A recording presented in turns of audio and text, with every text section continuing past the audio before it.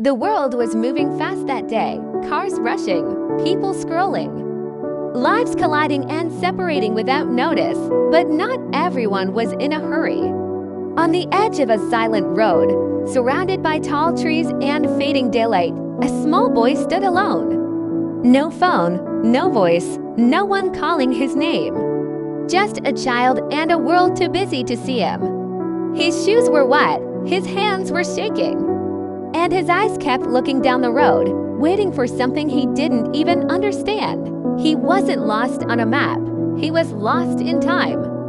A world that was always connected had somehow left him behind, a tiny island in a sea of motion. Every car that passed was a reminder of his isolation. Every shadow that stretched longer was a whisper of the coming night. He was small, forgotten, a single, silent question mark at the edge of civilization. He didn't know where he was going, or where he had come from. All he knew was the cold seeping through his clothes and the heavy feeling of being utterly, completely alone. His world had shrunk to this single patch of dirt, this one lonely road. The wind grew colder, clouds rolled in like a warning no one heard. Headlights appeared far away, two pinpricks of light in the growing dark, then closer, then faster. The boy stepped forward, not knowing the road was not a place for hesitation. A truck approached, heavy, loud, unforgiving. Inside that truck, a man was distracted by a screen. Just 1 second, that's all it takes for a life to change course. 1 second of looking down, of being somewhere else in your mind. The child froze. Fear doesn't always scream. Sometimes, fear goes silent. It's the silence that's truly terrifying, the silence before impact. The silence when you realize you're invisible to the speeding world. The engine roared, a mechanical monster unaware of the fragile life in its path. The driver's face was illuminated by the glow of his phone. His world contained in that small, bright rectangle, oblivious to the much larger world rushing towards him. The boy was a statue of terror, his small feet rooted to the asphalt, his wide eyes reflecting the approaching lights. Time itself seemed to hold its breath.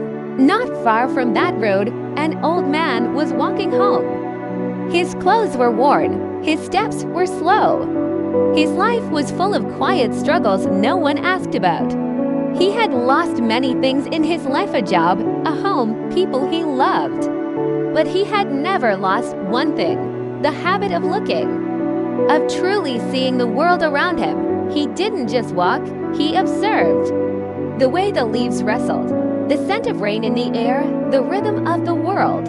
He heard something strange. Not a scream, not a horn. It was a feeling. A deep, unsettling wrongness in the air. He looked up, and that's when he saw it. The perfect, awful geometry of disaster. He saw the scene not in parts, but as a whole. A single, terrible picture that his heart understood before his mind could even process it. He wasn't a hero. He was just a man who was paying attention. In a world where everyone was looking down, he was the one who looked up. And in that one moment, looking up made all the difference. A child, a road, a truck. Time didn't slow down, it stopped. The old man didn't think. He didn't calculate the distance. He didn't remember his age or the ache in his joints. He ran. Pain exploded in his knees, his lungs burned. His heart screamed, protesting the sudden, violent demand. But he ran. He ran with a lifetime of forgotten strength, fueled by a primal need to protect. The truck was close now, too close. The shriek of tires on pavement was a sound he would never forget. The driver looked up, his face a mask of sudden, horrifying realization. Too late, the laws of physics were already in motion, unforgiving and absolute. The old man's feet pounded the ground, each step a desperate prayer. He was no longer just an old man walking home. He was a force of nature, a surge of pure will against the inevitable. The old man reached the child. He didn't hesitate. He grabbed him, a blur of motion and desperation. The truck slammed its brakes. Metal screamed. Rubber cried. The world shook. They rolled together into the wet mud at the side of the road, just inches from death. Then, silence. A deafening, profound silence, broken only by the soft patter of rain beginning to fall. The child cried not from pain, but from the sudden, overwhelming realization. He was alive. The old man lay still for a moment, the world spinning around him, his body screaming in a dozen places. Then he laughed softly through tears, not because it was funny, but because life, in its strange and unpredictable way, had chosen them both. They were two forgotten souls, a boy lost in time and a man invisible to the world, and in that one violent, beautiful moment, they had found each other. They had saved each other, people gathered, the spell was broken. Phones came out, their screens lighting up faces with morbid curiosity. Voices filled the air, a cacophony of questions and exclamations. But the old man didn't look at them. He looked at the boy. And the boy looked back, not as a stranger, not as a hero, but as someone who stayed, someone who saw him when no one else did. An ambulance arrived, its siren a mournful cry in the night. The truck driver sat on the side of the road, shaking, his face buried in his hands. The rain slowed to a drizzle. The old man stood up slowly, wincing as pain shot through his body. Someone asked his name. He smiled, a tired, gentle smile. "It doesn't matter," he said. His name wasn't the story. The story was in the boy's eyes, in the breath still in his own lungs. His identity was irrelevant. His action was everything.